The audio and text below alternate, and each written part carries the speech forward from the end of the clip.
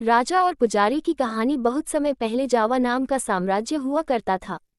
वहाँ सिद्धिमांतरा नामक एक ब्राह्मण रहता था।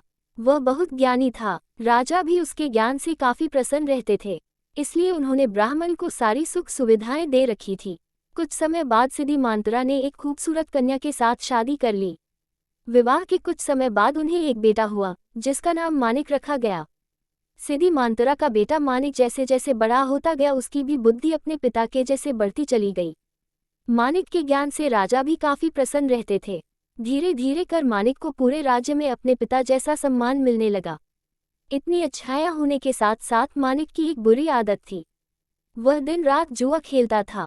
इस खेल में वह ऊंची बोली लगाने के बावजूद भी हार जाता था। धीरे धीरे करके उसने अपने माता पिता की सारी संपत्ति जुए में बर्बाद कर दी। यही नहीं, इस खेल के चलते उसने कई गांव वालों से भी उधार लेना शुरू कर दिया। ये सब देख उसके माता पिता काफी दुखी रहते थे। लाख कोशिशों के बावजूद भी वे अपने बेटे के इस गंदी आदत को नहीं छुड़ा पाए। एक दिन गांव के लोगों ने मानिक से अपने उधार चुकाने के लिए कहा। मानिक तुरंत अपने पिता के पास पहुंचा और कहा, पिताजी मेरी मदद कीजिए। आप तो इतने ज्ञानी हैं, कृपया कर मुझे कुछ रास्ता बताइए।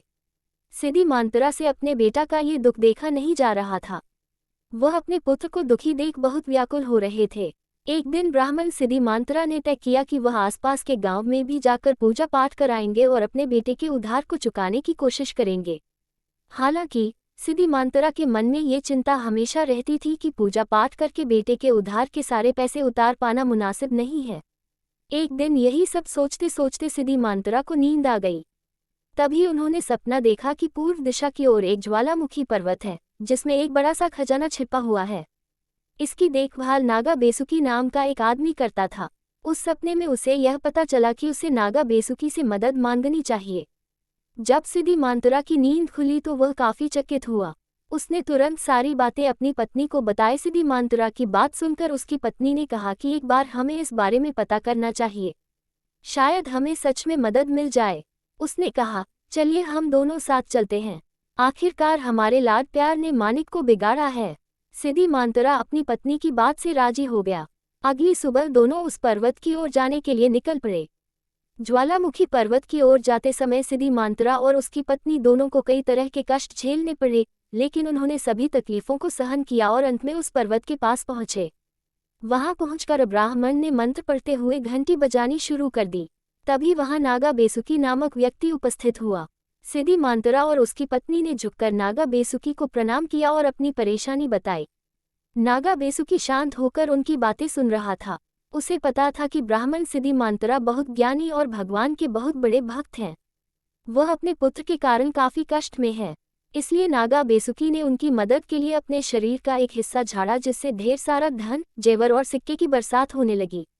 इसके बाद नागा बेसुकी ने सिद्धिमांतरा से कहा, हे ब्राह्मण, आप अपनी जरूरत के हिसाब से धन ले जाएं। इतना कहते ही नागा बेसुकी वहां से गायब हो गए। इसके बाद सिद्धिमांतरा और उसकी पत्नी ने अपनी जरूरत के हिसाब से धन बटोरा और नागा बेसुकी को धन्यवाद कहकर वहां से चले गए।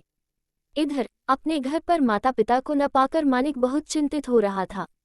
दरअसल आधी रात को कभी भी उसके माता पिता घर से बाहर नहीं जाते थे। उसे डर था कि उसके माता पिता उसके कारण किसी मुसीबत में न फंस गए हो, क्योंकि उन्होंने उसे वचन दिया था कि जब तक वे उसके उधार चुकाने के लिए कोई व्यवस्था न कर ले वह घर नहीं लौटेंगे। तभी अचानक दरवाजे पर खटखट की आवाज सुनाई दी। मानिक दौड़कर दरवाजा खोलने पहुंचा। उसने देखा कि उसके माता पिता लौट आए थे। ये देख वह बहुत खुश हुआ। उसने तुरंत उनसे पूछा कि वे कहाँ गए थे, लेकिन उन्होंने मानिक के प्रश्न को टाल दिया और उससे दूसरी बात करने लगे। अगली सुबह उन्होंने मानिक को ढेर सारा धन दिया और कर्ज चुकाने के लिए कहा। अपने माता पिता के पास इतना सारा धन देखकर मानिक को काफी आश्चर्य हुआ। उसने उनसे पूछा कि इतना सारा धन कहाँ से आया, लेकिन उन्होंने उसे कुछ नहीं बताया।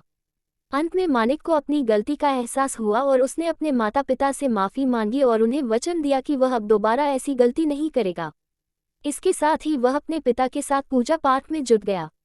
कहानी से सीख। इस कहानी से हमें ये सीख मिलती है कि हर किसी को अपनी गलतियों को सुधारने का मौका मिलना चाहिए, क्योंकि जो अपनी गलती सुधार लेता है वही एक अच्छा इंसान बनता है।